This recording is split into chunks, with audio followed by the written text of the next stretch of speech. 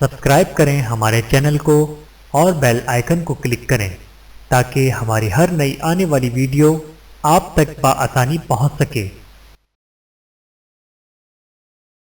بسم اللہ الرحمن الرحیم۔ ام المؤمنین سیدہ صفیہ بنت حی رضی اللہ تعالی عنہا۔ بسم اللہ الرحمن الرحیم۔ آپ کا نام زینب تھا۔ غزوہ خیبر کے موقع پر آپ حضور نبی کریم صلی اللہ علیہ وآلہ وسلم کے حصے میں آئی تھیں۔ عرب میں مال غنیمت کے طور پر جو حصہ حکمران یا بادشاہ کو ملتا تھا اسے صفیہ کہتے ہیں، اس لیے آپ بھی صفیہ کے نام سے مشہور ہوئیں۔ آپ کے والد کا نام حی بن اخطب تھا، یہ بنو نذیر کا سردار تھا۔ ماں کا نام فرہ تھا۔ سیدہ صفیہ رضی اللہ تعالیٰ عنہ کا پہلا نکاح سلام بن مشکم سے ہوا تھا۔ سلام نے آپ کو طلاق دے دی تو دوسرا نکاح کنانہ بن حقیق سے ہوا۔ یہ کنانہ خیبر کے سردار کا بھتیجا تھا۔ کنانہ خیبر کی لڑائی میں مارا گیا۔ سیدہ صفیہ رضی اللہ تعالیٰ عنہ کے باپ اور بھائی بھی اس جنگ میں مارے گئے، خود بھی گرفتار ہوئیں۔ پہلے دو خاوندوں سے آپ کے ہاں کوئی اولاد نہیں ہوئی۔ حضرت صلی اللہ علیہ وآلہ وسلم نے آپ کو آزاد کر کے نکاح کر لیا۔ 3 دن تک ولیمہ کیا اور یہی آپ کا مہر قرار پایا۔ ولیمہ عجب شان سے ہوا۔ چمڑے کا ایک دسترخوان بچھا دیا گیا۔ آپ صلی اللہ علیہ وآلہ وسلم نے سید انس رضی اللہ تعالیٰ عنہ سے فرمایا، اعلان کر دو جس کے پاس جو کچھ ہے لے آئے۔ چنانچہ کوئی کھجور لے آیا، کوئی پنیر اور کوئی ستو اور کوئی گھی لایا۔ اس طرح بہت سی چیزیں دسترخوان پر جمع ہو گئیں۔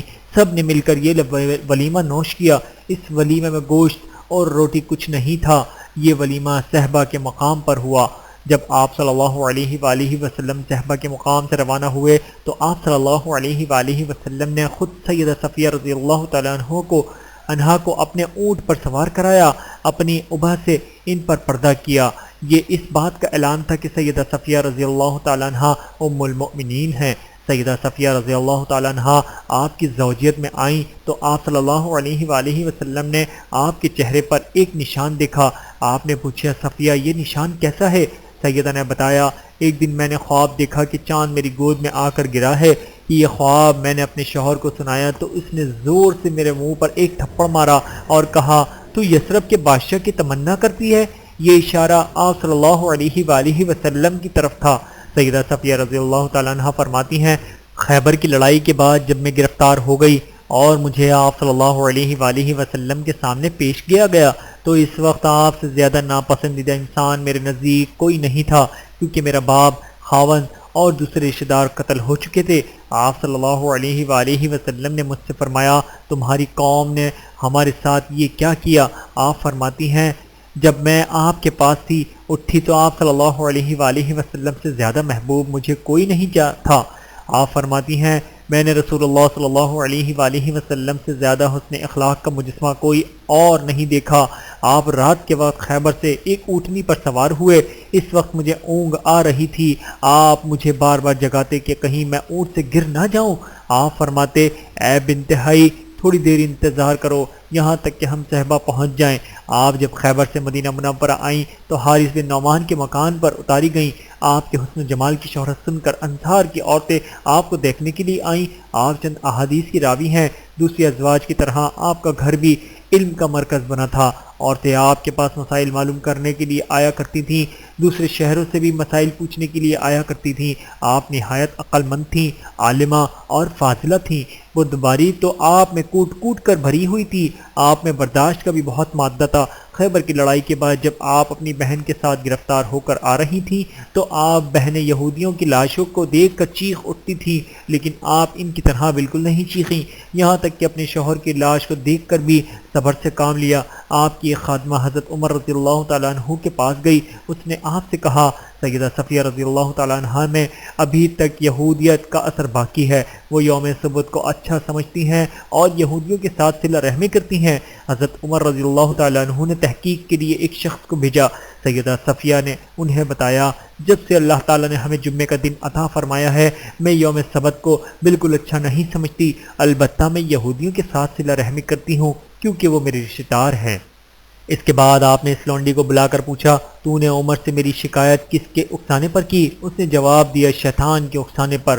آپ یہ سن کر پہلے تو خاموش رہیں، پھر فرمایا، جاؤ تم آزاد ہو۔ آپ نبی اکرم صلی اللہ علیہ وآلہ وسلم سے بہت محبت کرتی تھیں۔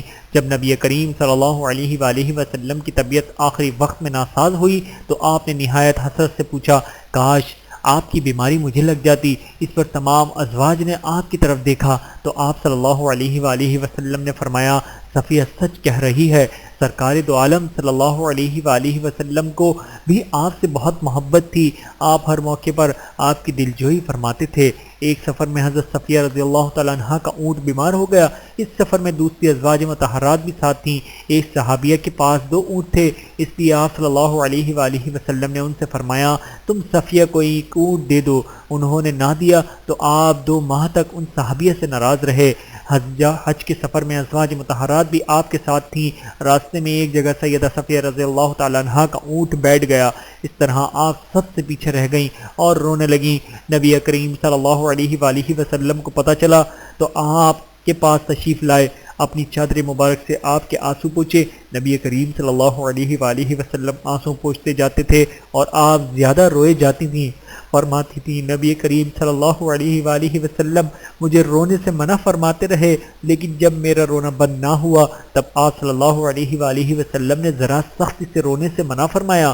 آپ چونکہ یہودیوں کے سردار کی بیٹی تھی، اس لیے شروع ہی سے اپنے چاروں طرف دولت کے انبار دیکھے تھے۔ اللہ تعالیٰ نے آپ کی طبیعت میں فیاضی عطا فرمائی تھی۔ جب آپ ام المؤمنین بن کر مدینہ منورہ آئیں تو آپ کے پاس سونے کے زیورات تھے۔ آپ نے ان میں سے کچھ سیدہ فاطمہ رضی اللہ تعالیٰ عنہ اور کچھ دوسری عورتوں کو دے دیے۔ ایک رمضان المبارک میں جب نبی کریم صلی اللہ علیہ وآلہ وسلم اعتکاف میں تھے کہ سیدہ صفیہ رضی اللہ تعالیٰ عنہ آپ سے ملنے کے لیے مسجد میں آئیں۔ سیدہ صفیہ رضی اللہ تعالیٰ عنہ نے کچھ دیر تک آپ صلی اللہ علیہ وآلہ وسلم سے بات کی، پھر اٹھ کر واپس جانے لگیں تو آپ صلی اللہ علیہ وآلہ وسلم انہیں رخصت کرنے دروازے تک تشریف لائے، یہاں تک کہ آپ مسجد کے دروازے تک آ گئے۔ ایسے میں انصار کے 2 آدمی پاس سے گزرے، انہوں نے آپ صلی اللہ علیہ وآلہ وسلم کو سلام کیا۔ آپ نے ان سے فرمایا، ذرا ٹھہرو اور جان لو یہ میری بیوی صفیہ بنت حی ہیں۔ مطلب یہ تھا کہ کہیں تم کچھ اور نہ سمجھ لینا کہ پیغمبر رات کی تاریکی میں معلوم نہیں کس عورت کے ساتھ کھڑے ہیں۔ ان دونوں نے عرض کیا، اے اللہ کے رسول، ہم اور بھلا آپ کے بارے میں ایسا خیال کریں گے؟ آپ نے ارشاد فرمایا، شیطان انسان کے اندر خون کی طرح دوڑتا ہے، مجھے ڈر ہو کہیں وہ تم دونوں کے دلوں میں کوئی ایسی بات نہ ڈال دے، اس لیے میں نے وضاحت کر دی۔